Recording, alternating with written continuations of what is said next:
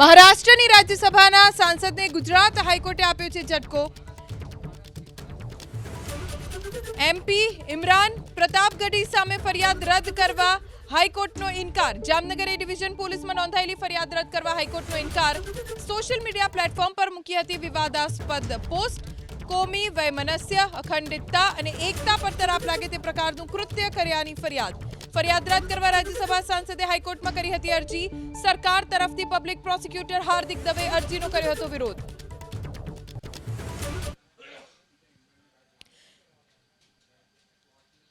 MP Imran પ્રતાપગઢી સામે ફરિયાદ રદ કરવા હાઈકોર્ટે ઇનકાર કરી દીધો છે। જામનગર એ ડિવિઝન પોલીસમાં નોંધાયેલી ફરિયાદને રદ કરવા હાઈકોર્ટે ઇનકાર કર્યો। ઇમરાન પ્રતાપગઢી જેમણે સોશિયલ મીડિયા પ્લેટફોર્મ ઉપર વિવાદાસ્પદ પોસ્ટ મૂકી હતી। વધુ જાણકારી અમારા સંવાદદાતા તેજસ મહેતા પાસેથી પ્રાપ્ત કરીશું।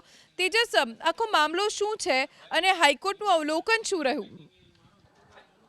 જી, મુખ્યત્વે જે વિવાદ ગુજરાત હાઈકોર્ટમાં પહોંચ્યો હતો તેની અંદર જામનગર એ ડિવિઝન પોલીસ સ્ટેશનની અંદર જે ફરિયાદ નોંધવામાં આવી હતી તે ફરિયાદને રદ કરવા માટે જે મેમ્બર ઓફ પાર્લામેન્ટ છે તેમણે અરજી કરી હતી અને તે અરજીના વિરોધમાં રાજ્ય સરકારે પણ પોતાની રજૂઆતો કરી હતી। મુખ્યત્વે 46 સેકન્ડનો એક વિડીયો જે સોશિયલ મીડિયા હેન્ડલ પર ઇમરાન પ્રતાપગઢીએ શેર કર્યો હતો તેની અંદર જે તેમનું ભાષણ હતું તેની પાછળ એક શાયરીનો ઉલ્લેખ હતો।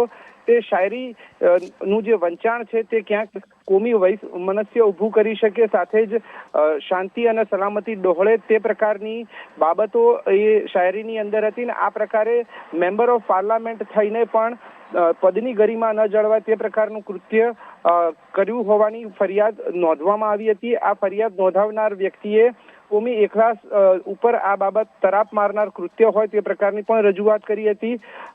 ફરિયાદ નોંધવા માટેની જે રજૂઆતો હતી તેમાં આ મુખ્યત્વે શાંતિનો સંદેશ ફેલાવતો હોય તે પ્રકારની બાબત હોવાનું એમપી તરફથી કહેવામાં આવ્યું હતું। જો કે આ બાબતને સ્વીકારવા કોર્ટે ઇનકાર કર્યો છે। કોર્ટે જે અત્યારના તબક્કે જે તપાસનો આ તબક્કો છે ત્યાં એફઆઈઆર રદ કરવી વ્યાજબી નથી માની અને જે મેમ્બર ઓફ પાર્લામેન્ટ છે એમને ઝટકો આપ્યો છે। આનો સીધો અર્થ એ થાય છે કે રાજ્યસભાના જે મેમ્બર છે પાર્લામેન્ટના તેમની સામે હવે કાનૂની રાહે કાર્યવાહી થશે। તપાસની અંદર આગામી સમયમાં જે નવા તથ્યો ખુલે અથવા તો તપાસમાં નવું શું બહાર આવે છે તે મહત્વનું બની રહેશે, પરંતુ હાલ હાઈકોર્ટ તરફથી તેમને કોઈ રાહત નથી આપવામાં આવી। જી તેજસ, આભાર જાણકારી આપવા માટે।